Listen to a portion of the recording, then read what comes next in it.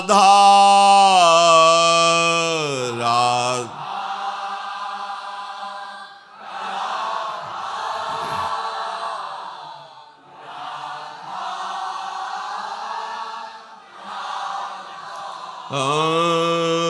राधा राधा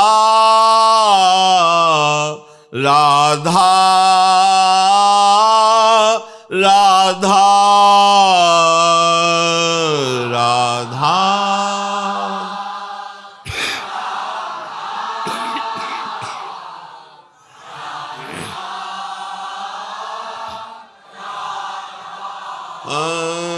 राधा राधा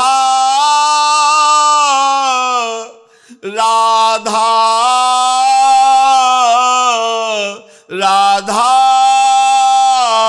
राधा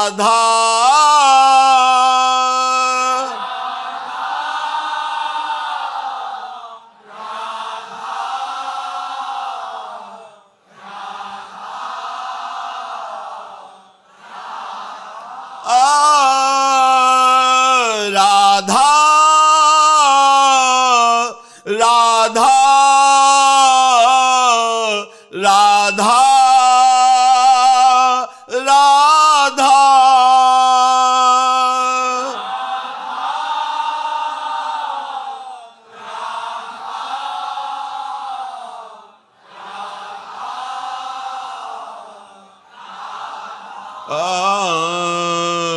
राधा राधा राधा राधा राधा राधा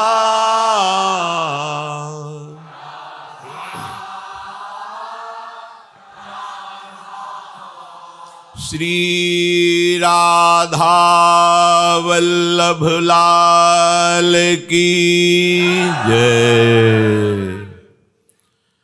परम सच्चिदानंद घन आनंद समुद्र प्रेम समुद्र ज्ञान वैराग्य भक्ति ऐश्वर्य अनंत शक्तियों के स्वामी प्रभु श्री कृष्णचंद्र जो अर्जुन जी को निमित्त बनाकर समस्त देहधारियों को ऐसा अमृतमय उपदेश कर रहे हैं जिसको श्रद्धा विश्वास पूर्वक श्रवण किया जाए, मनन किया जाए और अपनी धारणा बना ली जाए तो इसी जन्म में वो जीवन मुक्त परमहंसों के उस महासुख को प्राप्त हो जहाँ ना आवागमन है, ना कोई द्वंद्व है, ना किसी भी तरह की चिंता है।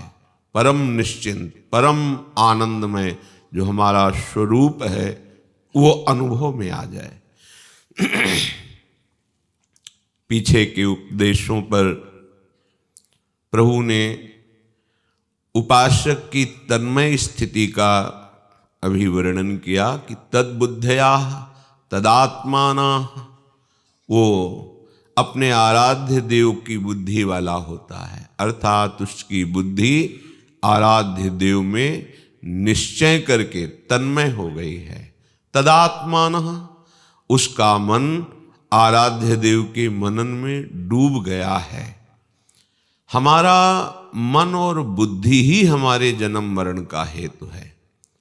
अगर ये प्रभु में लग जाए तो तत्परायणः, वो प्रभु के परायण हो जाता है, अर्थात उसका एक क्षण भी स्वयं के लिए नहीं रह जाता, केवल आराधन तत्पर। अपने आराध्य देव में ऐसा वो तत्परायण होता है कि उसे अपनी स्मृति भी नहीं रह जाती।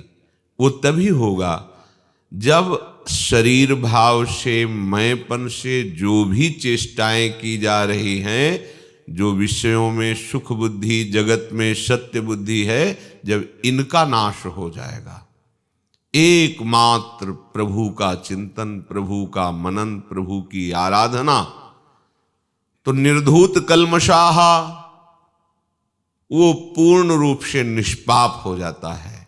जो निष्पाप हो जाता है वही फिर आगे के जन्म मरण के चक्र को वो बाधित करके अपने स्वरूप में निरंतर के लिए स्थित हो जाता है, अर्थात उसका जन्म मरण नहीं होता। जो साधना से सिद्ध हो जाते हैं उनको इस जगत में एकमात्र अपने प्रभु ही अनुभव में आते हैं। आगे के श्लोक में प्रभु वर्णन करते हैं, विद्या विनय संपन्ने ब्राह्मणे गविहस्तनि शुनिचैव स्वपाके च पंडिता समदर्शिनः। वो उपासक जो पूर्णता को प्राप्त हो गया है, विद्या विनय संपन्न ब्राह्मण और स्वपाके चांडाल में, गवि गाय में, हस्तिनी हाथी में, शुनि कुत्ते में, वो एक परमात्मा को ही देखता है। भगवान कह रहे हैं उसको ये भेद दर्शन नहीं होता। पद कोई से ऐसा कहे कि भेद दर्शन ना होने पर फिर वो भेद वर्ताव भी मिटा दे, ऐसा नहीं हो सकता। जो ज्ञानी है वो भेद दर्शन नहीं करता, ध्यान रखना। वो सब में अपने प्रभु को देखता है। समदर्शिनः पंडिता समदर्शिनः, वो सम दर्शन करता है, सब में अपने प्रभु को देखता है। लेकिन समवर्तिनः शब्द नहीं आया कि अब वो कुत्ते के साथ खा रहा है, वो चांडाल को गले लगा रहा है, वो ऐसा नहीं। उसमें वही ज्ञानी पुरुष ठीक वैसा ही बर्ताव करेगा जैसा शास्त्र आदेश कर रहे हैं।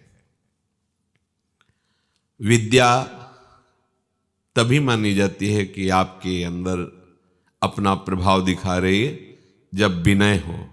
विद्या विनयम ददाति। आप विद्वान हैं इसका लक्षण होना चाहिए विनय, दैन्यता, न कि अहंकार। अगर विद्या का अहंकार है तो वो विद्या नहीं है, वो अविद्या ही है। विद्या वही है जिससे विनय जागृत हो जाए। तो विद्या और विनय से संपन्न ब्राह्मण में और चांडाल में एक ही दृष्टि उस महापुरुष की होती है, मेरे प्रीतम सब में विराजमान है, सर्वान वस्तुतया निरीक्ष परम स्वाराध्य बुद्धिर्मम। ये बिना हुए बात नहीं बनेगी। इसके बिना हुए कोई अपने को प्रेमी माने, ज्ञानी माने, ध्यानी माने, महात्मा माने, मानता रहे, पर महात्मा कौन है? वासुदेवा सर्वमित सा महात्मा, वही महात्मा है जो सब जगह वासुदेव को देखता है। पंडिता समदर्शिना, वही ज्ञानी है जो सब जगह अपने प्रभु को देखता है। वही रसिक भक्त है। सर्वान वस्तुतया निरीक्ष परम स्वाराध्य बुद्धिर्मम। मेरे राधा वल्लभ लाल ही सब में स्फुरित हो रहे हैं, सब में प्रकाशित हो रहे हैं। यहां प्रभु के वचन हैं कि ब्राह्मण और चांडाल में, गाय और हाथी एवं कुत्ते में वो एक ही अपने आराध्य देव को देखता है, पर व्यवहार का वर्तन एक जैसा नहीं होगा। व्यवहार शास्त्र प्रमाणित होगा और कोई व्यवहार एक जैसा कर भी नहीं सकता। जैसे कोई कह दे कि विद्या विनय संपन्न ब्राह्मण में, चांडाल में, गाय में, कुत्ते में एक ही भगवान है, तो तुम व्यवहार कैसे विषम कर सकते हो? व्यवहार विषम होगा। गाय का हम दूध पिएंगे, कुतिया का दूध पिएंगे क्या? आज तक कहीं देखा है क्या? गाय का गोबर लीपा जाता है, कुतिया का गोबर, कुत्ते का गोबर लिपोगे क्या? नहीं लिप सकते। बर्ताव एक जैसा नहीं कर सकते। गाय का मूत्र परम पवित्र करने वाला है, पंचगव्य में उसका पान किया जाता है।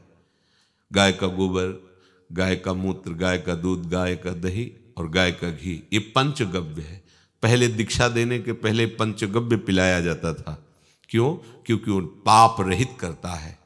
पर जो गाय का हम पंचगव्य पीते हैं वो और किसी का तो नहीं पी सकते ना। लेकिन और शब्द में हम भगवान के भाव का दर्शन कर सकते हैं, व्यवहार तो नहीं कर सकते ना। कैसे? जब सब में भगवान, तो आज तक कहीं प्रमाण मिला हो तो हमें बताइए कि कुतिया का गोबर, कुत्ते का गोबर ला करके वो अपने घर को लीप करके वो मंगल गान कर रहा है। कहीं ऐसा प्रमाण हो तो बताइए। क्या ज्ञानी नहीं हुए क्या? आज तक कभी ऐसा हुआ है क्या? कहीं हुआ है क्या? ये जो अज्ञानी जन हैं उनका बर्ताव कहीं ज्ञानियों में नहीं पाया जाता। ज्ञानी सब में प्रभु को देखता है, लेकिन वो बर्ताव उसका वैसे ही होगा जैसा शास्त्र आज्ञा है। समवर्तिना नहीं है, समदर्शिना है। एक बार जब गंगा किनारे भ्रमण कर रहे थे तो स्वामी नारदानंद सरस्वती जी की शिष्य स्वामी सर्वेश्वरानंद जी, परम ज्ञानी, बड़े गंभीर महात्मा थे। तो वो कुछ विषमता देखी व्यवहार में। प्रधान लोगों का अलग भोजन होना और फिर ऐसे, वो बहुत प्रवीण बुद्धि बाल्यावस्था से थी, कभी डर नहीं छुआ। डरे हैं तो एकमात्र सदगुरुदेव भगवान को। अगर हमारा मन कहीं डरा है, जिसे कहा जाता है डरना, वो केवल एक सदगुरुदेव भगवान। कभी मारा नहीं सदगुरुदेव भगवान ने, कभी कट वचन नहीं कि उनके स्वभाव में नहीं है। पर उनकी दृष्टि वक्र हो जाना, मैं जानो मेरा सर्वनाश हो जाना है। अगर उन्होंने ऐसी टेढ़ी दृष्टि करके ऐसे कर ली तो जब तक उनसे हम मुस्कुराहट नहीं देख लेंगे तब तक हम जलते ही रहते थे। किसी न किसी संत को पास ले जा करके हिम्मत नहीं पड़ती थी, महाराज जी क्या गलती हो गई। हम अपने स्वभाव में क्या गलती हो गई? वास्तविक वो अपने स्वभाव में, जैसे प्यारी जी कभी कभी अपने सहज स्वभाव में होती तो लाल जी को लगता है मान धारण कर लिए, पर हमारी हालत, अगर हम डरे हैं तो सदगुरुदेव भगवान को, तो हमें कहीं डर नहीं लगता था भगवत कृपा से। तो उनसे पूछा कि आप इस विषय पर प्रकाश डालिए, जब सब में प्रभु हैं तो आप ये वर्ताव में भेद कैसे कर रहे हैं कि बहुत उनको श्रेष्ठ आसनों पर बैठाल कर अच्छे अच्छे पदार्थ पवाते हैं, और जो बहुत सेवारत साधक हैं उनको आप एक अलग, उनकी 8-10 उनको अलग, और देखते हैं कि उनके पास वो पदार्थ नहीं जो वहां पाए गए।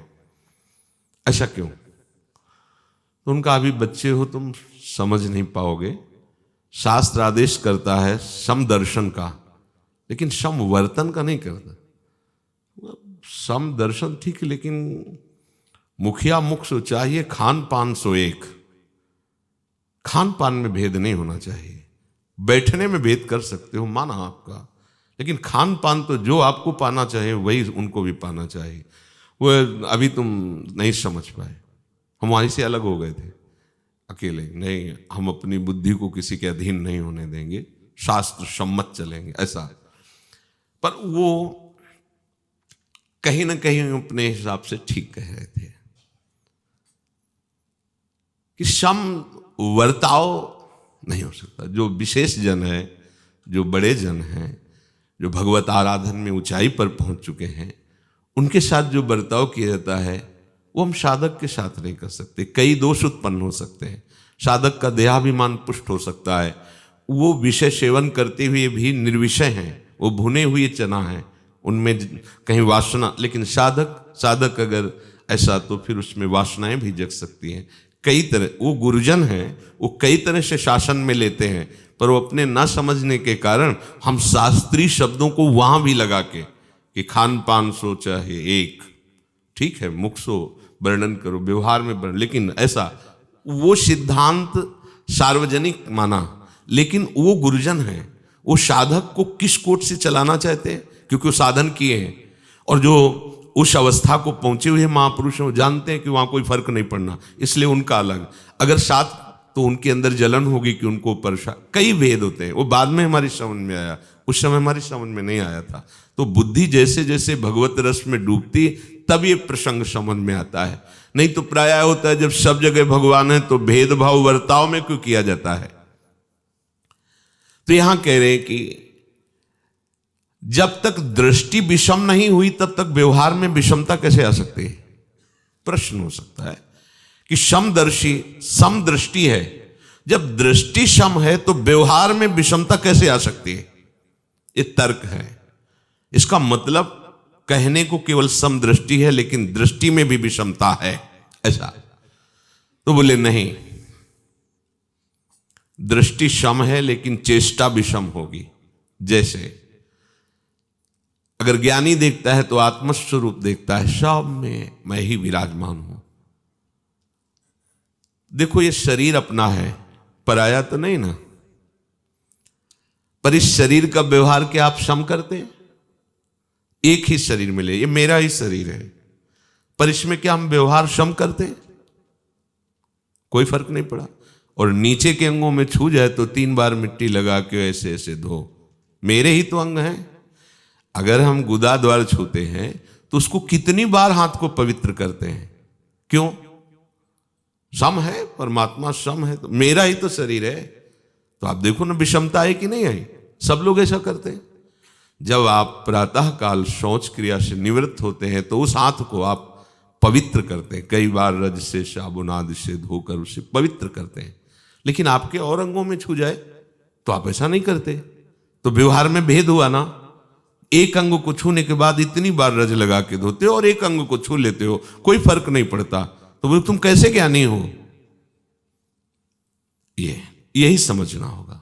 हम व्यवहार में समवर्तन नहीं कर सकते। देखो अपने शरीर में देख लो, लेकिन सम दर्शन कर सकते कि मेरा ही शरीर है। या अज्ञानी है तो मैं ही शरीर हूं, तो मैं में भेद कैसा। जब तू ही है तो भेद कैसा। पर वो भी भेद करेगा। अगर नहीं करता तो वो पागल घोषित कर दिया जाए, पागल आदमी है, यहां बिछुआ यहां बिछुआ है, पागल भ्रष्ट है, बुद्धि ठीक नहीं है। और यहां ज्ञानी महापुरुष की बात कही जाती है। पंडिता, पंडिता मतलब जात शब्द से सूचक नहीं है, ये ज्ञान शब्द से सूचक है। वही पंडित अर्थात ज्ञानी, वही ज्ञानी महात्मा है जिसकी दृष्टि सम हो गई है। पर आप उसके व्यवहार में देख करके ऐसा नहीं समझ सकते। जैसे एक से एक ब्रह्म ऋषि महात्मा गृहस्थ हुए हैं। हम सब ब्रह्म ऋषियों की संतान हैं। अगर गोत्र उच्चारण किया जाए, बोले याज्ञवल्क्य, शांडिल्य, भरद्वाज, ये गोत्र उच्चारण किए जाते हैं, गौतम। तो इसका मतलब हम सब ब्रह्म ऋषियों की संतान हैं। तो ब्रह्म ऋषि ब्रह्म प्राप्त हैं और गृहस्थ में हैं। तो 4 स्त्री स्वरूप हैं, मां, बहन, बेटी, पत्नी। तो दृष्टि में एक ही परमात्मा उन चारों शरीरों में है, पर व्यवहार में एक जैसा व्यवहार नहीं कर सकता। वो ज्ञानी महापुरुष भी जो पत्नी के साथ व्यवहार है वो अन्य 3 शरीरों में नहीं कर सकता, क्योंकि एक मां है, एक बहन है, एक बेटी है और एक पत्नी है। व्यवहार भला वो सम, अगर सम करता है तो दंड का अधिकारी होगा वो। या तो वो मूर्ख है और या पापाचारी है। समझ रहे। सम व्यवहार नहीं हो सकता। यहां पंडिता समदर्शिनः, ये जो विचार किया जाता है कि समता व्यवहार में होनी चाहिए, ये जो विषमता है हटा देनी चाहिए, नहीं हो सकता। दर्शन में सम हो सकता है, सम में भगवान है पक्का। पर व्यवहार में हमारा वर्ताव वैसे ही होना चाहिए। तस्मात् शास्त्रम प्रमाणम। इससे क्या होगा, एक मर्यादा बनी रहेगी, धर्म स्थापित रहेगा। अगर हम कहीं भी मर्यादा और धर्म का उल्लंघन करते हैं तो अज्ञानी है वो ज्ञानी नहीं हो सकता। किसी भी ज्ञानी महात्मा के द्वारा कभी भी बर्ताव में शास्त्र विरुद्ध आचरण नहीं पाया जाएगा। आजकल क्षमता का अर्थ ना समझने के कारण सब समझते हैं कि सबको सम होना चाहिए। सबको सम होने का मतलब व्यवहार से लेते हैं। ऐसा प्रचार प्रसार किया जाता है, कोई छोटा बड़ा नहीं है, सब स्वतंत्र हैं, सब व्यवहार जैसा चाहे वैसा करें। धीरे धीरे हम अपने धर्म को खोते चले जा रहे हैं। बालक माता पिता के द्वारा पोषित होता है और माता पिता के शासन में रह करके वो एक धर्म मर्यादा युक्त गृहस्थ बनता है। और जब वो इस मर्यादा का त्याग करके माता पिता का अपमान करके मनमानी आचरण करता है तो एक दिन वो ऐसी जगह खड़ा होता है जहां उसे कदापि शांति प्राप्त नहीं हो सकती। जब तक आप धर्म का आदर नहीं करेंगे, पूज्य जनों को पूज्य नहीं मानेंगे, उनकी आज्ञानुसार नहीं चलेंगे, आप मनमानी व्यवहार करेंगे तो आप नष्ट हो जाएंगे। बच्चे बच्चियां या जो भी शास्त्र का स्वाध्याय करना चाहिए, उनको सुनाना चाहिए सत्संग। नहीं, वो जानते ही नहीं है। नवीन शरीर है, नवीन अवस्था है, भोगों की प्रबलता है मन में। अब स्वतंत्रता का पाठ पढ़ाया जा रहा है। स्वतंत्रता का पाठ है काम विजयी, क्रोध विजयी, मोह विजयी, लोभ विजयी, ईर्ष्या मत्सरता पर विजय प्राप्त कर ली, स्वरूप में स्थित हो गया, ये हो गया स्वतंत्र। वासनाओं की अधीनता से वासना में खेल खेलना ये स्वतंत्रता नहीं, ये विषयों की परतंत्रता है जो नाश का कारण बनती है। पर वो ना जानने के कारण ऐसा कर रहे हैं। उनको सत्संग चाहिए, शास्त्र स्वाध्याय चाहिए। पूर्व में जैसे घरों में देखा है, बैठाल करके संध्या कराना, बैठाल कर गीता जी सुनाना, बैठाल करके शास्त्र बातें बताना, ऐसे चलना चाहिए। जब सुधि भी नहीं थी तब सिखा, अभी पैर मत रखना भूमि में, पहले हाथ रख, प्रणाम कर भूमि को, वो खड़े हैं, प्रणाम कर भूमि को, ऐसे हाँ प्रणाम। चलो सबके बड़े बुजुर्गों के पैर छुओ, हाँ ऐसा करो, हाथ के दर्शन को कर, आग्रे वस्ते लक्ष्मी कर मध्य सरस्वती कर। प्रात काल उठ के रघुनाथा, मात पिता गुरु नाम। कितने बच्चे अपने माता पिता को प्रणाम करते हैं? विचार करो। ऐसे नहीं, नाम ही माथा भगवान है। प्रात काल उठ के रघुनाथा, मात पिता गुरु नाम ही माथा। उनके चरणों में मस्तक रखते हैं। कहाँ हमारा बर्ताव चला गया? आज हमारा व्यवहार विषवत होता जा रहा है। ये विषवत क्यों हो रहा है? अज्ञान के कारण। व्यवहार में समता कोई खेल तमाशा नहीं है। समता का नाम भगवान है, परमात्म स्वरूप है समता। जिनका मन समता में स्थित हो जाता है वो संपूर्ण संसार पर विजय प्राप्त कर लेते हैं। वो परमात्म स्वरूप हो जाते हैं, ब्रह्म रूप हो जाते हैं। हाँ, समता को प्राप्त हुए महापुरुष ऐसा अनुभव करते हैं जगत में, जैसे यहां चोट लगे तो मुझे लगी, नीचे के अंगूठे में पैर में चोट लगे तो मुझे दुख होगा, जबान कटे तो दुख होगा, सिर फूटे तो दुख होगा। शरीर के किसी भी अंग में अगर दर्द है तो उसमें दवा के लिए हम वैसे ही व्याकुल होंगे, ऊपर से नीचे तक कहीं अंग में हो, क्योंकि वो मेरा ही अंग है। लेकिन वर्ताव में भेद हो जाएगा। दुख निवृत्ति के लिए आवश्यक होने पर पूरे विश्व में ऐसी समता का भाव हो कि जैसे मेरे हाथ पैरों में कष्ट है, दुख है, तो हम व्याकुल हो जाते हैं, दवा मिले दुख निवृत्ति हो। ऐसे किसी को भी दुख हो तो हमें चाहिए कि अगर हमारी सामर्थ्य है तो हम उसकी दुख निवृत्ति करें। वहां हमें नहीं देखना है कौन है क्या है। लेकिन जब हम व्यवहार में उतरते हैं तब फिर हमें सावधान होकर बर्ताव करना चाहिए, जैसा शास्त्र आज्ञा करता है। जब तक इंद्रियों के सुख की लालसा है तो वो वार्ता करेगा समता की, लेकिन घोर विषमता से युक्त रहेगा। देखो ना, कहते हैं हम तुम्हें बहुत प्यार करते हैं, हम तुम्हारे बिना जी नहीं सकते। थोड़ी प्रतिकूलता होने पर एक दूसरे से संबंध विच्छेद कर देते हैं, और भारी प्रतिकूलता बढ़ी तो एक दूसरे के जान के घातक बन जाते हैं। कहाँ गया वो तुम्हारा शब्द कि हम तुम्हें बहुत प्यार करते हैं, हम तुम्हारे बिना जी नहीं सकते? अगर ये तुम्हारा बर्ताव ठीक होता तो ये शब्द केवल सहनशीलता तुम्हें सिखाता कि हम जिसको प्यार करते हैं वो सुखी रहे, आजीवन सुखी रहे। हमें चाहे पग पग पर कष्ट मिले, पर हम जिसे प्यार करते हैं वो सुखी। ये है प्यार का स्वरूप। हमारे सुख में बाधा पड़ी, संबंध विच्छेद, हमारे सुख में बाधा ज्यादा पड़ गई और लगा कि अब ये हमारे लिए घातक हो सकता है संबंध, वो उसे नष्ट कर देता है। क्या है बर्ताव में? अंदर देखो क्या था बर्ताव में, घोर विषमता, विष भरा हुआ था वासना का। वो क्षमता नहीं आ सकती व्यवहार में। क्षमता भगवत दर्शन और व्यवहार धर्म युक्त। उनका कभी कल्याण नहीं हो सकता जो हृदय में क्षमता नहीं रखते, व्यवहार में समता लाना चाहते हैं। कभी कल्याण नहीं, क्योंकि व्यवहार में क्षमता लाई ही नहीं जा सकती, लाई ही नहीं जा सकती। पानी मुख से पीना है तो मुख से पिएंगे, कान से थोड़ी पी लेंगे ना। सब अंग हमारे ही हैं तो सबसे हम कर सकते हैं ना। करो, यहां कान से पानी पियो, नाक से भोजन पाओ, कैसे पाओगे?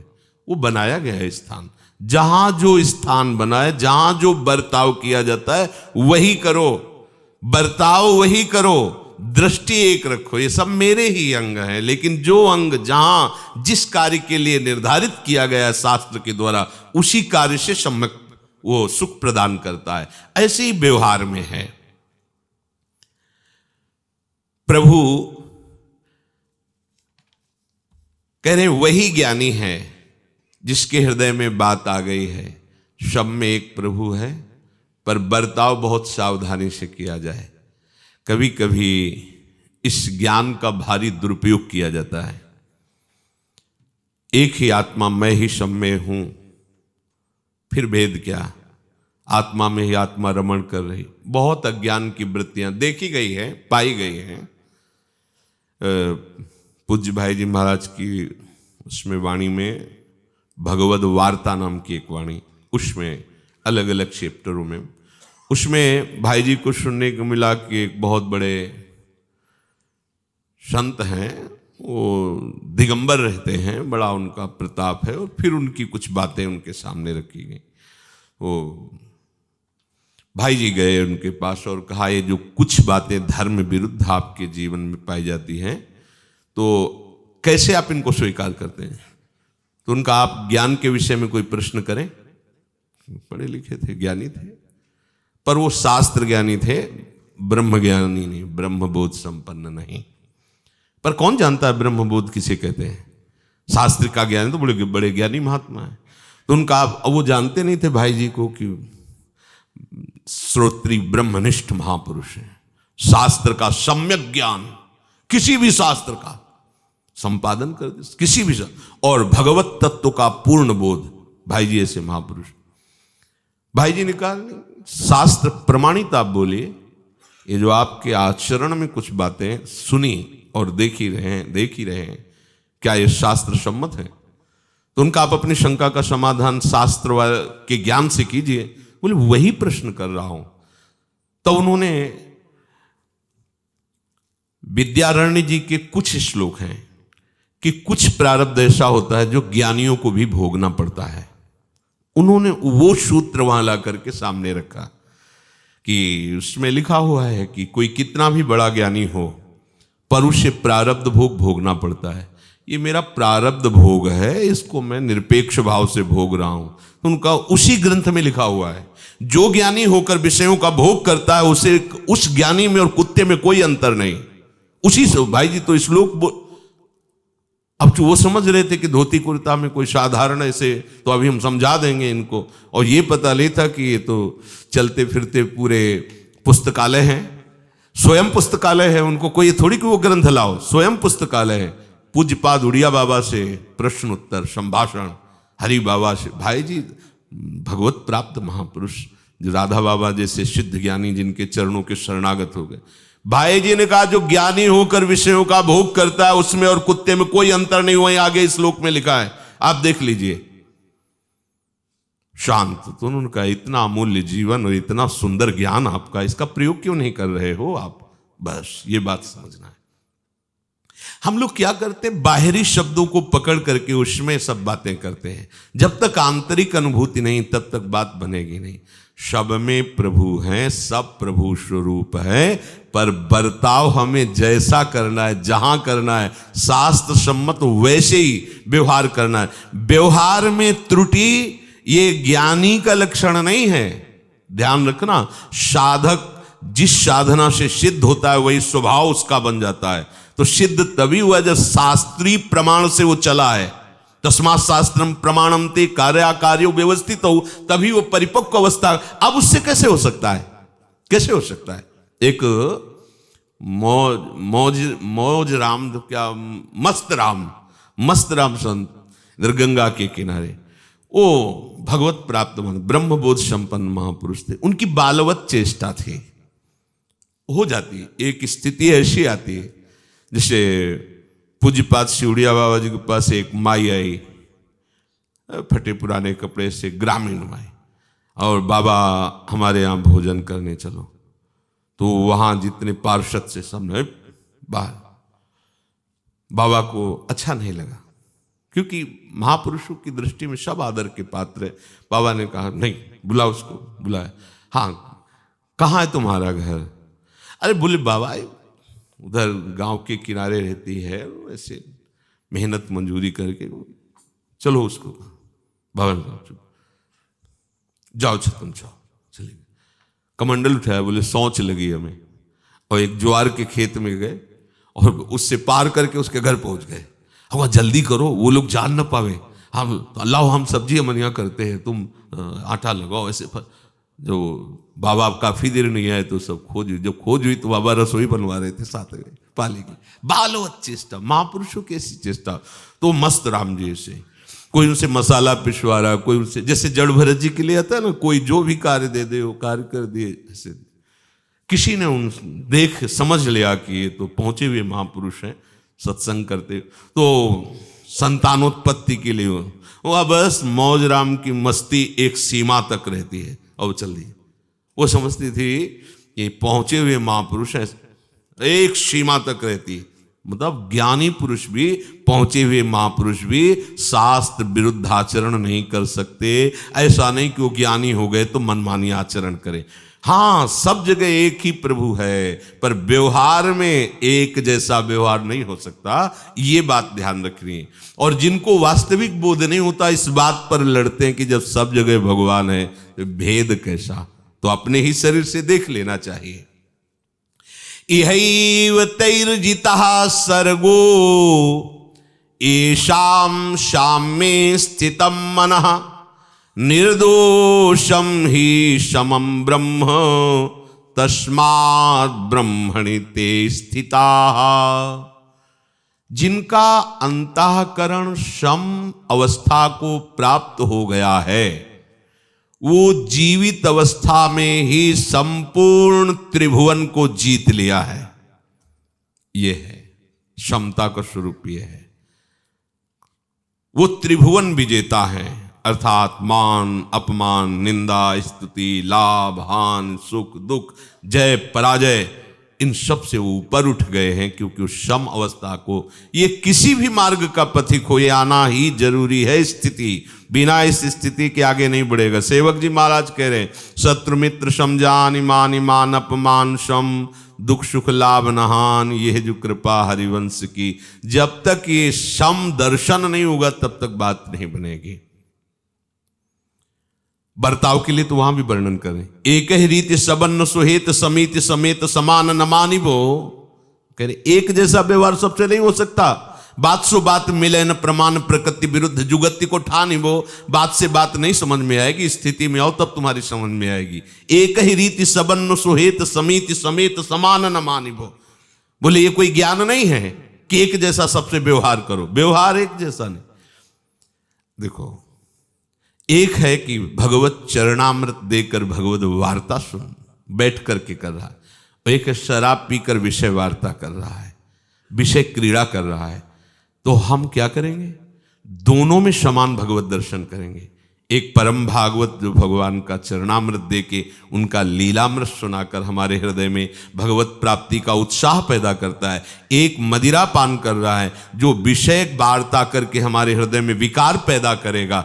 हम दोनों में भगवत दर्शन करेंगे। लेकिन संग एक ही रीति शबन्न सुहेत, ऐसा तो नहीं हो सकता कि जाकर उनके चरणों में प्रणाम करें, भगवान मेरे में, तो भगवान कहेंगे लो तुम भी भोग लगाओ, एक गिलास लो, तो आप पाओगे क्या? नहीं। अगर किसी भक्त के पास गए और प्रणाम किया तो ठाकुर का चरणामृत तुलसी पड़ा हुआ, ये लीजिए, और भगवद वार्ता, जीवन का परम उद्देश्य नाम जप करो, भगवान के चरणारविंद में चित्त को लगाओ।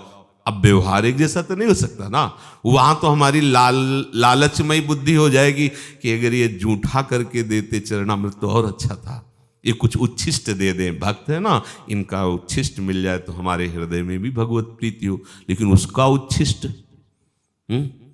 बैठा है मुर्गा और सब ऐसे हिटा है, बोले भगवान सब में है ना, आओ बैठो बगल में, बोले आप हमारे भगवत स्वरूप हो, तो गिलास ले पकड़ो मुर्गा की टांग प्रसाद, अब करोगे व्यवहार? बोले नहीं, व्यवहार में समता नहीं, व्यवहार में शास्त्र कहता है ना समदर्शिना, समदर्शिना समवर्तिना नहीं।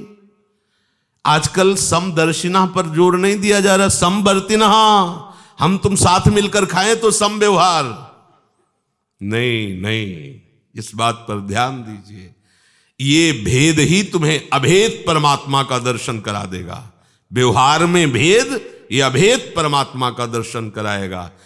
अब जिसको ज्ञान नहीं है, अब तर्क वितर्क करे, लड़ाई झगड़ा करे, तो हमें उसको भी प्रणाम करके अपने मार्ग में आगे बढ़ना है, व्यवहार में नहीं, व्यवहार में नहीं। एक ही रीति सबन्न सुहेत समिति समेत समान। अगर नहीं समझ में आया आपको ये बात, तो फिर आप खुद अनुभव करोगे, आगे के दाझे गए भज पानी में, पानी में आग लगे तो क्या कीजिए?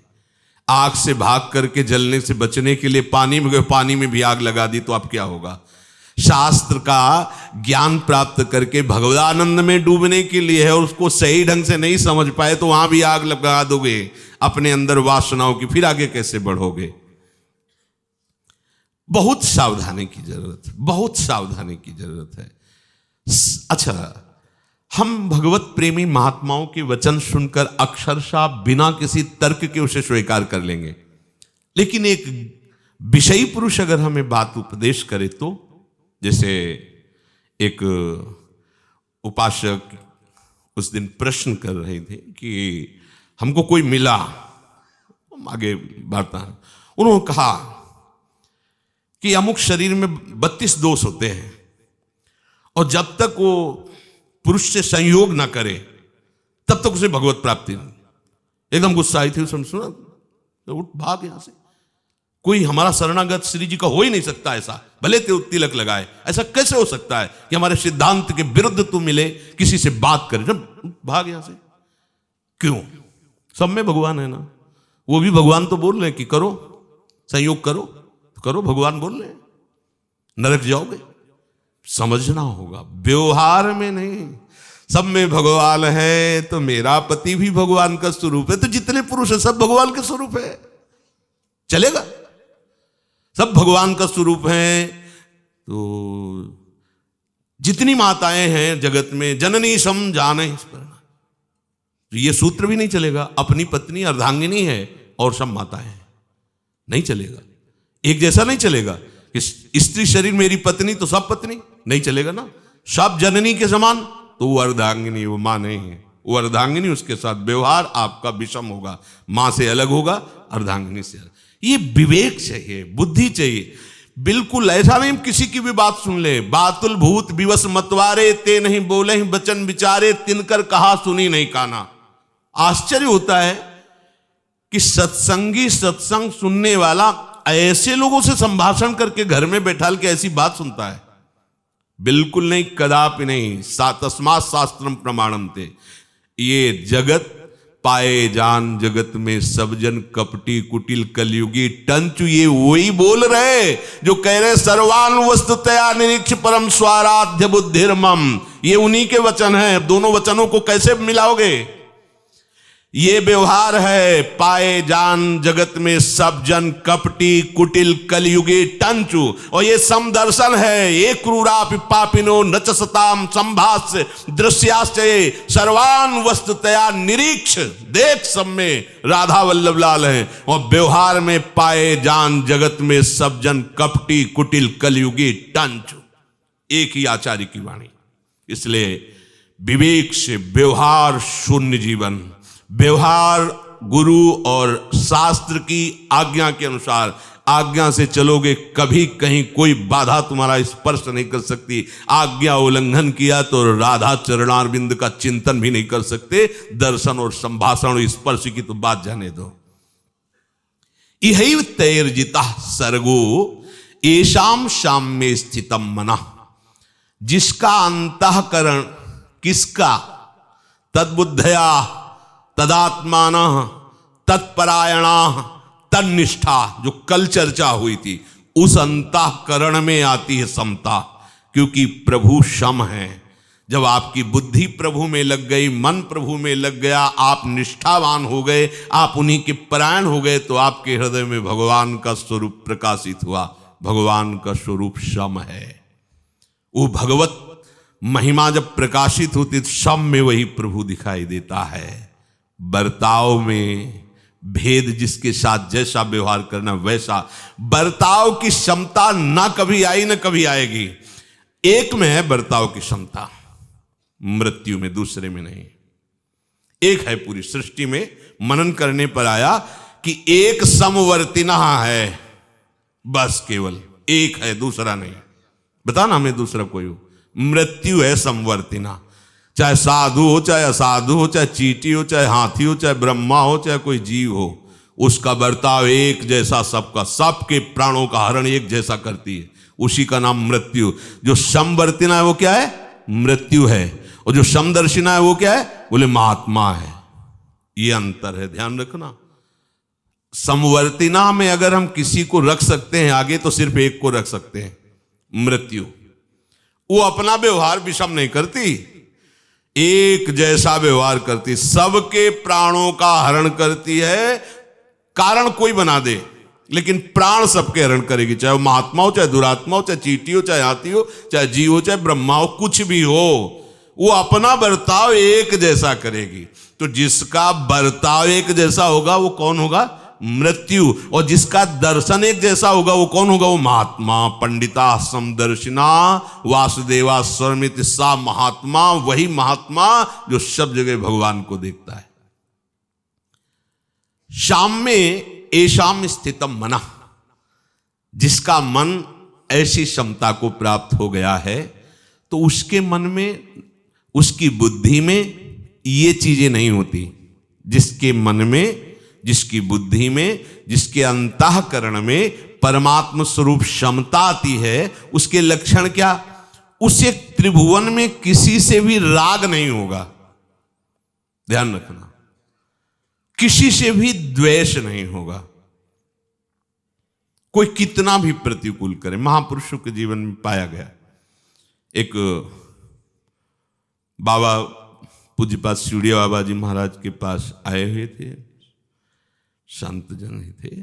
कई दिन रुके, बोले बाबा आप तो नहीं रुक पाएंगे, अब तो जाएंगे। जैसे व्यवहार में कहा जाता है, बाबा का बुलाया कब था? राग रहित महापुरुष, उनका बुलाया कब था? और हमने कहा कब रुको? आप ना बुलाया था, ना रुके, जाओ। व्यवहार में नहीं कह कि अब तो बाबा नहीं रुक पाएंगे, अब तो जाए। तो बाबा का बुलाया कब था तुम्हें? कब बुलाया था? और हमने कहा कब कि आप रुको? आए हो, चले जाओ। आए की हुज्जत नहीं, गए की तलाश नहीं। राग रहित, द्वेष रहित। जिसने बाबा के ऊपर गड़ासे चलाए, उसकी रोज उद्दंडता बाबा के सामने पेश की जाए। बाबा वो ऐसा कर रहा है, वो ऐसा कर रहा है। बाबा बहुत आतंक मचाया आश्रम में। बाबा कमंडल उठाते, उसको निकालने की जरूरत नहीं, हमें निकलने की जरूरत, हम ही जा। अरे नहीं बाबा, उसकी शिकायत भी बाबा नहीं सुनते थे। द्वेष रहित और त्रिकालज्ञ थे बाबा, जानते थे।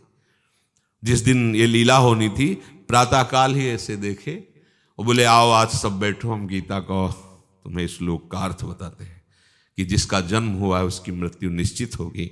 शरीर भाव से और आत्म भाव से न किसी का जन्म होता, न किसी की मृत्यु होती। और बाद में कहा आज हमें गिद्ध दिखाई दे रहा है, लगता है स्मशान होगा क्या यहाँ। तो कोई उन श्लोकों का और इसका तदात्म ही नहीं कर पा रहा था कि बाबा संकेत क्या कर रहे हैं। इसके बाद प्रभुदत्त ब्रह्मचारी जी की जो भागवती कथा है, वो आनंद ब्रह्मचारी से कहा सुनाओ। लगा के पद्मासन समाधिस्थ हो गए। मोर पंख से ऐसे मक्खी आदि न बैठे कुछ महापुरुष में ऐसा, तो वो ऐसे कर रहे थे। दो साधु इधर खड़े हुए, वो आया, क्या उसका नाम था, वो लाओ हमें मोर पंख चलाए, तो धक्का दिया, क्योंकि अमर्यादित चेष्टाएं उद्दंडता आश्रम में करता था, तो ऐसे कैसे किसी को, वो तो बहुत गंभीर, जो बहुत आचरण गुरुजनों के आदेश के अनुसार चलते हैं, यंत्रवत, उनको ऐसी सेवाएं मिलती हैं। तो वो चला गया और जाके जिससे चारा काटा जाता है वो गड़ाशा, और ऐसे ढके हुए कम्बल में आया। बाबा तो ऐसे इतनी रफ्तार से 6 गड़ासे मारे कि ऐसे फव्वारे जैसे उठते, ऐसे खून के फव्वारे। बाबा की आंख खुली, उनका ओम शांत। ओ जानते थे कि मृत्यु हमारी इस रूप में आश्रम में रह रही, कभी द्वेष नहीं किया। महापुरुष जन न किसी से राग करते हैं, न किसी से द्वेष करते। जिसके हृदय में क्षमता आ जाती है उसके हृदय में राग द्वेष, हाँ राग द्वेष जैसी चेष्टाएं दिखाई दे सकती हैं आपको, क्योंकि आपकी दृष्टि में राग द्वेष है तो आपको दिखाई देगा ये रागात्मक चेष्टा, ये द्वेषात्मक चेष्टा है, लेकिन वो राग द्वेष रहित चेष्टा होती है। और कोई भी कामना नहीं रहती। जो सिद्ध महापुरुष होते हैं उनकी चेष्टाएं यंत्रवत होती हैं, कामना या संकल्प से नहीं होती। उनके हृदय में कभी भी किसी के भी प्रति भी विषमता नहीं आ सकती, इसका पतन हो जाए, इसका नाश हो जाए, ये दुख पावे, ये नरक भोगे, कभी नहीं ऐसा आएगा। वो वाणी से आपको ऐसा भी दिखाई दे सकता है कि आवेश में वैसा, तो आपको लगेगा सिद्ध पुरुष हैं, संत हैं, जैसा कह रहे हैं वैसा हो जाएगा। एक बाबा की सेवा में आते थे तो किसी से वो बहुत द्वेष करते थे, वो बहुत सताते। ऐसे लोग होते हैं कि जैसे आप परमार्थ में चल रहे, बेमतलब आपको परेशान करेंगे, बेमतलब गाली देंगे, बेमतलब, जानते भी नहीं, कभी मिले नहीं, पर वो आकर के आपको गाली देंगे। ऐसा है माया का खेल। तो वो बहुत सताते थे। बाबा समझा दिया करते। एक दिन आए, बोले बाबा अब आपकी बात नहीं मानेंगे, जो होगा सो देख लेंगे, उसको मार देंगे, हम जान से मार देंगे। बाबा ने ऐसे बोले हम देख के बता रहे हैं, 6 महीने मर जाएगा वो। बोले अच्छा बाबा, बेकार हत्या का दोष लोगे, जेल जाओगे, 6 महीने मर जाएगा।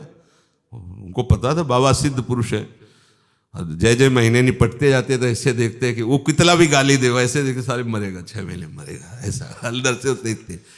6 महीने हो गए, मरा नहीं। बाबा के पास, बाबा आप कह रहे थे 6 महीने में मर जाएगा, तो बोले 6 महीने में तुम एक बार भी लड़े क्या?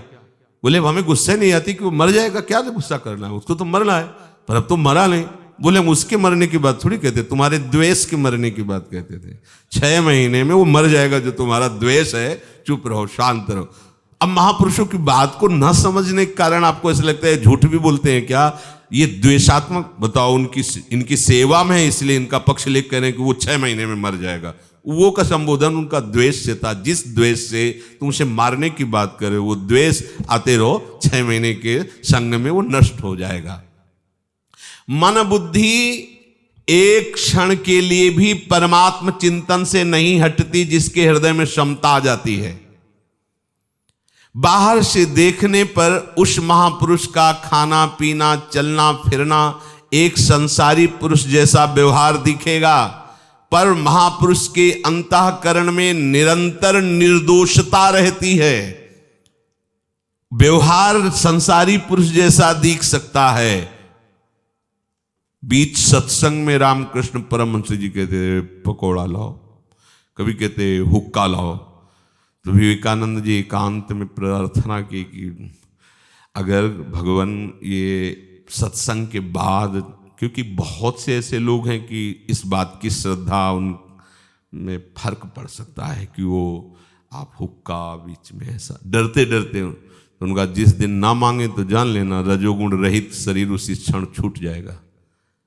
अब वो शरीर को केवल चलाने के लिए लीला कर रहे हैं कि रजोगुण बचा रहे जिससे शरीर चले। अब तुम्हें लगता है जब इतना ज्ञान है तो हुक्का का आनंद क्यों, अभी समोसा चटनी पकौड़ा की याद क्यों? वो संसारिक पुरुष जैसा व्यवहार दिखेगा, वो निर्दोष ब्रह्म को प्राप्त हुए, इसलिए निर्दोष है। उनके हृदय में किसी वस्तु की चाह नहीं, किसी वस्तु का राग नहीं, और वो परम शांति को प्राप्त हो गए। श्रद्धावान लभते ज्ञानम तत्परा संयतेन्द्रिया ज्ञानम लब्ध्वा पराम शांति। जो परा शांति को प्राप्त है उनको हुक्का की जरूरत है क्या, उनको किसी व्यसन की जरूरत है क्या? पर वो ऐसा करते दिखाई देंगे। कई महापुरुषों में देखा है कि वो कोई इतनी इतनी भांग खा रहे हैं, कोई ऐसी लीलाएं, पर वो ऐसा नहीं कि वो रागी पुरुष हैं इसलिए व्यसन कर रहे हैं, उनकी लीला वो जाने, पर उनका हृदय निर्दोष रहता है, उनके हृदय में परम शांति रहती है, निष्कामता रहती है। प्रभु कह रहे जिनका अंतःकरण सम है उन्होंने जीवित अवस्था में त्रिभुवन पर विजय प्राप्त कर, उनको कोई परास्त नहीं कर सकता। मतलब कुश्ती में परास्त नहीं, अस्त्र शस्त्र में परास्त की बात नहीं, उनकी निष्ठा को कोई नहीं डिगा सकता। यहां परास्त होने का तात्पर्य निष्ठा से है। काम आदि विकार, क्रोध आदि विकार करके किसी भी तरह से उन पर आक्रमण हो तो उनकी निष्ठा पर फर्क नहीं पड़ेगा। जैसे तितिक्षु ब्राह्मण की कथा में आता है कि कुछ उद्दंड लोग जब वो भिक्षा मांगने जाते, ऐसा होता है, विरोधी भाव साधु के हृदय में नहीं आना चाहिए। अगर विरोधी भाव का पोषण होता है तो ठीक नहीं। काम क्रोधादि विकार द्वंद्व आदि जितने भी हैं इनको चुपचाप सहन करना। अब वो महात्मा बूढ़े जब रोटी मांगने जाते तो लोग उनको घेर लेते, कोई उनको मारता, कोई उनके ऊपर थूकता। भगवान के वचन है, भागवत में लिखा हो, कोई मूत्र त्याग करता, वो भोजन लिए उनके ऊपर मूत्र देता। कोई तो ऐसा करते कि उनको बांध देते, जैसे पिंजड़े में बंद किया जाता, और कष्ट देते। तो वो महात्मा विचार करते कौन कष्ट दे रहा है, क्या कर्म कष्ट दे रहा है? नहीं, कर्म किसको कष्ट दे सकता है? देह को। और मैं तो आत्मस्वरूप हूं, मुझे क्या कष्ट है? काल हमें कष्ट दे रहा है? नहीं। ये लोग कष्ट दे रहे हैं? नहीं। कष्ट क्या है? एक भ्रम। क्यों? क्योंकि ये पांच भौतिक शरीर जड़ है, जड़ में तो जड़ का कोई कष्ट नहीं होता, इसको कोई कष्ट नहीं होता। आत्मा परम चैतन्य है, वो जड़ है नहीं, उसको कभी कोई कष्ट नहीं होता। तो कष्ट होता किसको है? भ्रम को। तो मुझे भ्रम नहीं पालना, अब भ्रम रहित होना है। सारे के सारे अपमान दुख और उसको भ्रम में बहा दिया, ना उनके प्रति रोष ना अपने प्रति शोक, शांत मुद्रा में। भगवान उदाहरण दे रहे हैं उनका। ये हुआ विजय प्राप्त कर लेना, त्रिभुवन पर विजय प्राप्त कर लेना। कौन? जो क्षमता रूपी भगवान को अपने हृदय में प्रकाशित कर लिया। और देखो, भजन अभी क्षमता तक ना पहुंचाओ तो भी बचाने के लिए ये आपको सहना पड़ेगा। सहित सहित बाढ़े भगति। अगर आप किसी की गाली का उत्तर गाली देते हैं, लड़ाई का उत्तर लड़ाई देते हैं, द्वेष का उत्तर द्वेष देते हैं, तो अभी आप हार गए हैं, अभी आप आगे परमार्थ में नहीं बढ़ने लायक हैं। जिस दिन आप सहना शुरू करेंगे उसी दिन से आपकी भक्ति बढ़ेगी। सहित सहित बाढ़े भगति।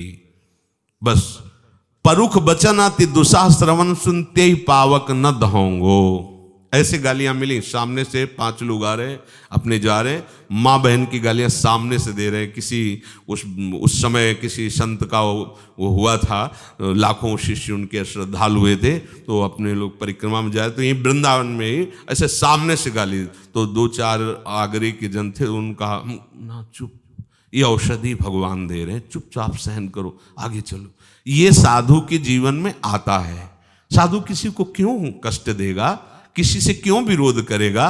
पर माया के द्वारा प्रेरित जन आते हैं, वो आपको आपके भजन से रहित करके वो आपको अपने जैसा बनाने का प्रयास करेंगे। कैसा अपने जैसा? वो गाली दे रहे तुम भी गाली दो, वो मारने का प्रयास करे तुम भी मारो, ऐसा नहीं बनना। साधु अपने जैसा बनाने के लिए तो प्रेरित हो सकता है, लेकिन किसी के जैसा नहीं बन सकता। जित संग दोषा, वो संग दोष से रहित होता है। चलो वैसी हमारी स्थिति नहीं, पर हमें अपना भजन बचाना है। तो इसीलिए कह रहे हैं कि अगर कोई तुमसे किसी भी तरह का संभाषण करने की चेष्टा करे तो नहीं करना चाहिए, थोड़ा पागल बनना चाहिए। सुना ही नहीं आपने, देखते हुए देखा ही नहीं, उसको पता चलना चाहिए कि तुम निरपेक्ष हो।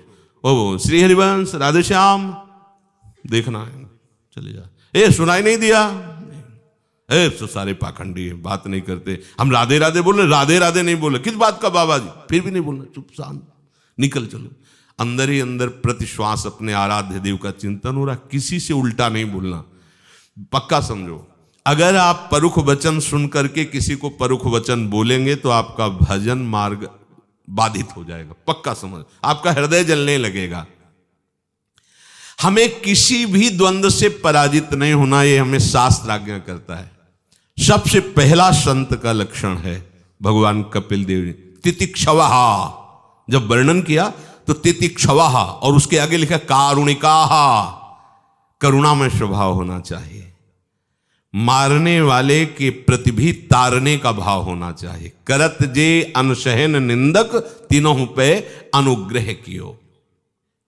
संपूर्ण संसार को जीत लिया है उस महात्मा ने, वो जीवन मुक्त हो गया है, क्योंकि प्रभु निर्दोष है, इसलिए महात्मा वो निर्दोष ब्रह्म में स्थित होकर ब्रह्म स्वरूप हो जाता है।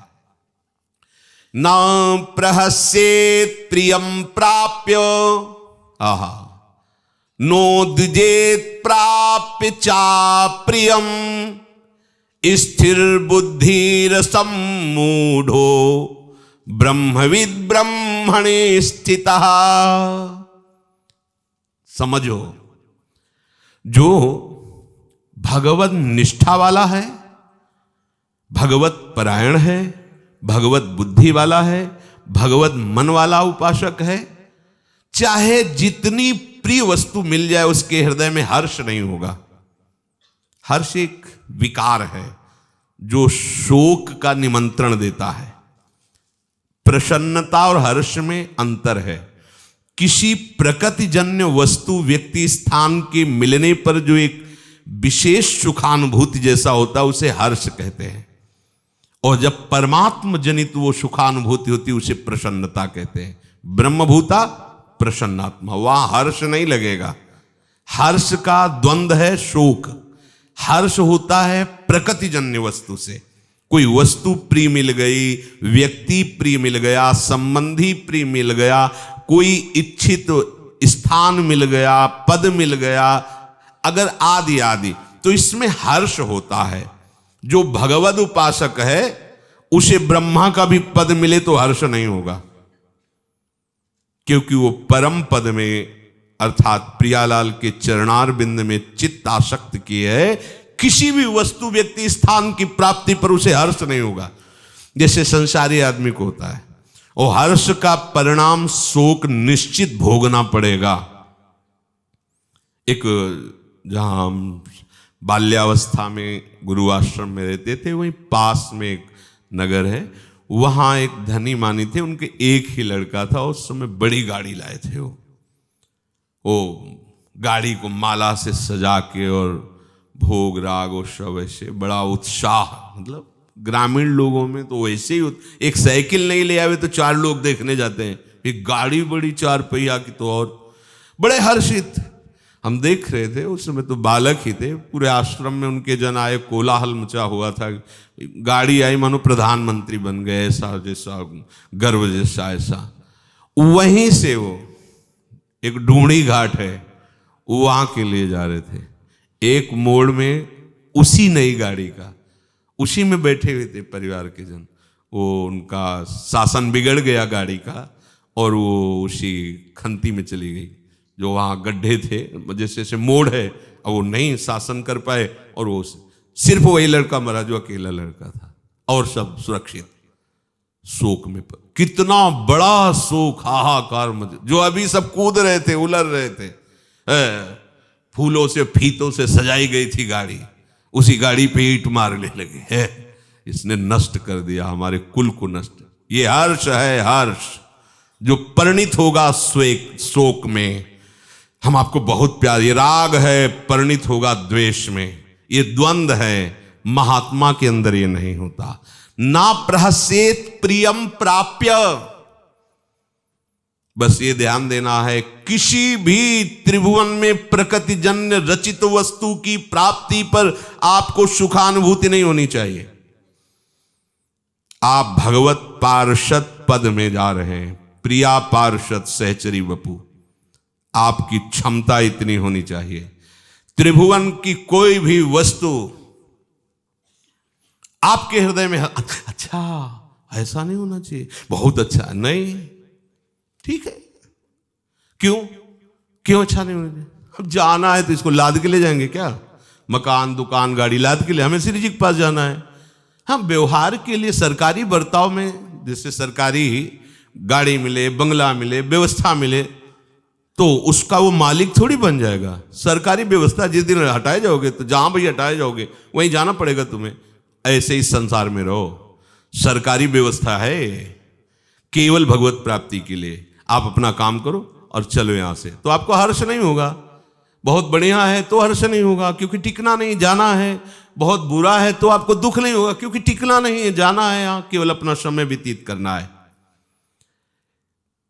किसी भी प्रतिकूल परिस्थिति घटना की प्राप्ति पर उसे शोक नहीं होगा। नो द्विजेत प्राप्य चाप्रियम।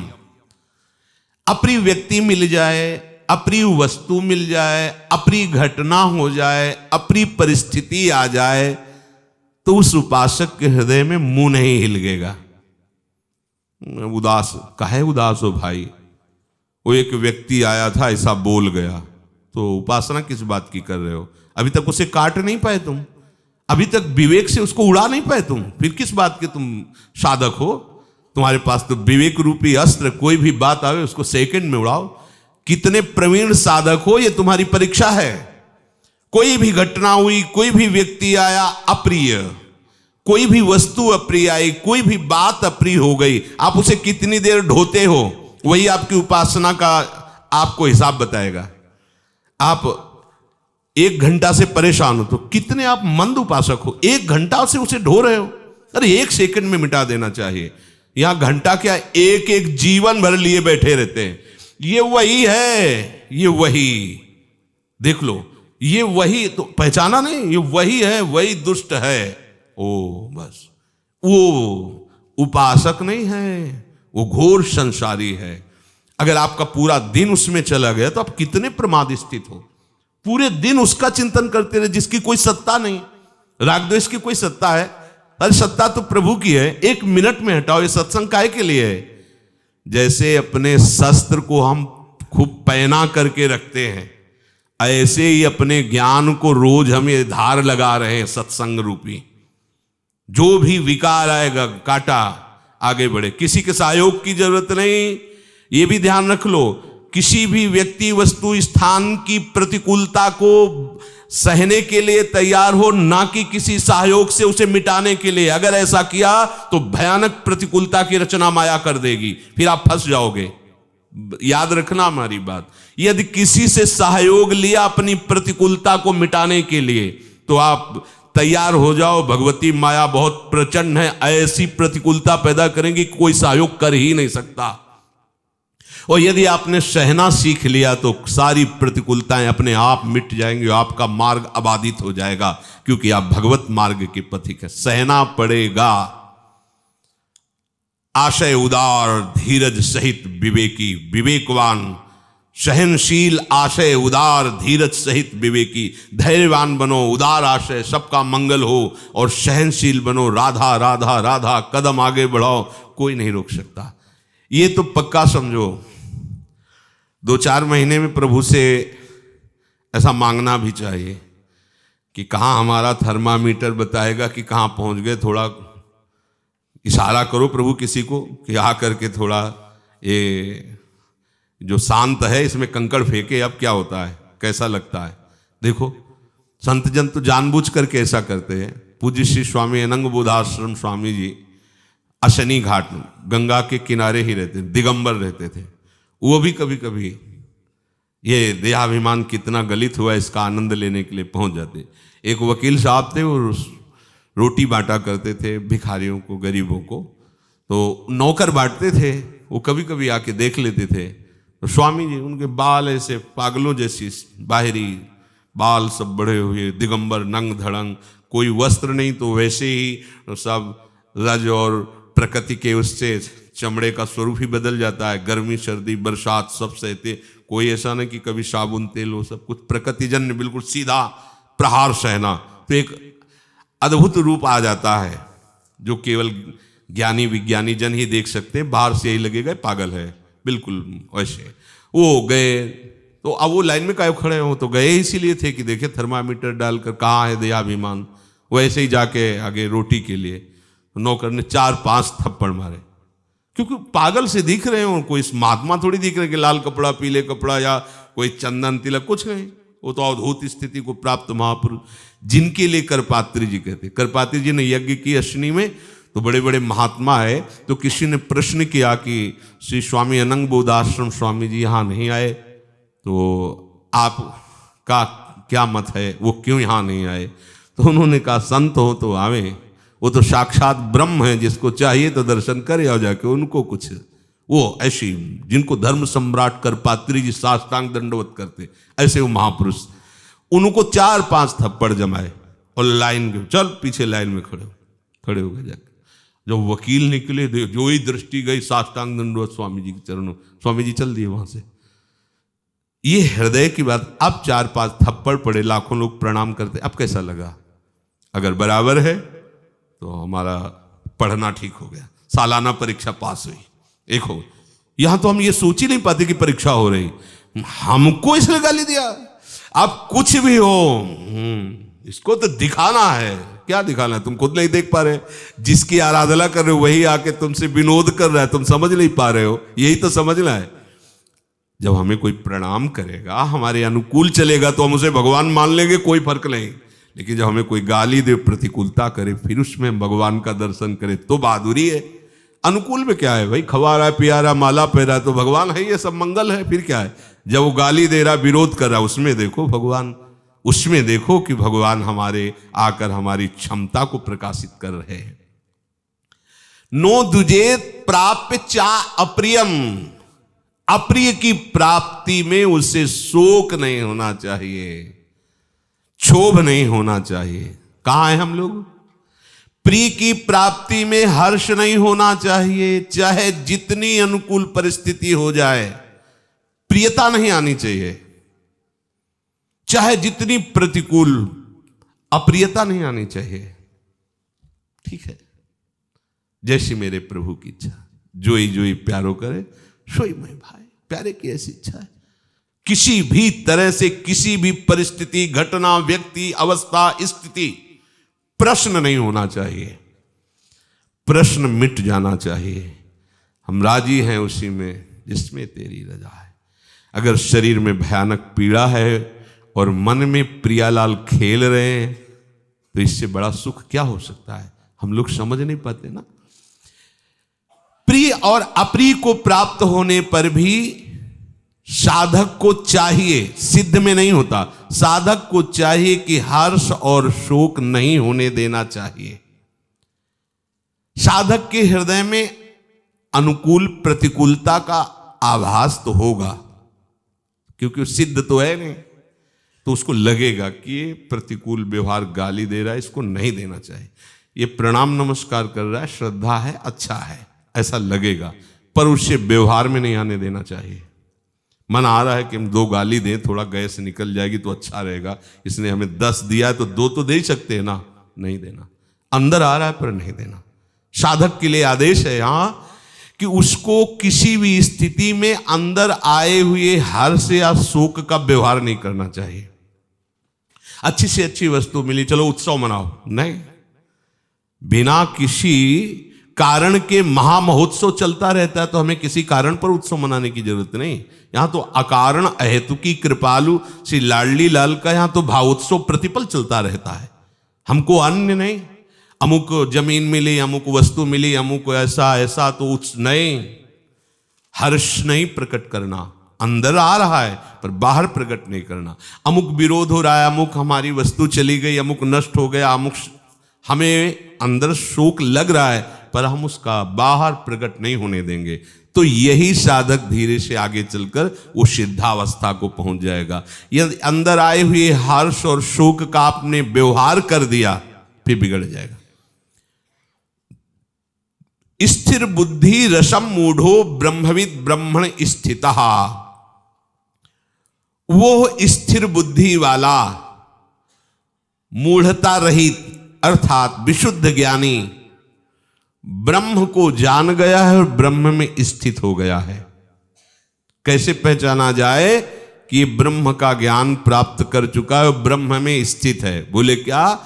बोले अनुकूल से अनुकूल परिस्थिति, व्यक्ति, स्थान, घटना की प्राप्ति में उसे प्रियता नहीं है, हर्ष नहीं है, और प्रतिकूल से प्रतिकूल भारी परिस्थिति, घटना, व्यक्ति, वस्तु, स्थान के संयोग में उसे अप्रियता नहीं अर्थात द्वेष नहीं है। तो पहचान हो गई कि ऐसा ज्ञानी महापुरुष ब्रह्म को जान गया है और ब्रह्म में स्थित हो गया है। शेष चर्चा आगे। श्री राधा वल्लभ लाल की।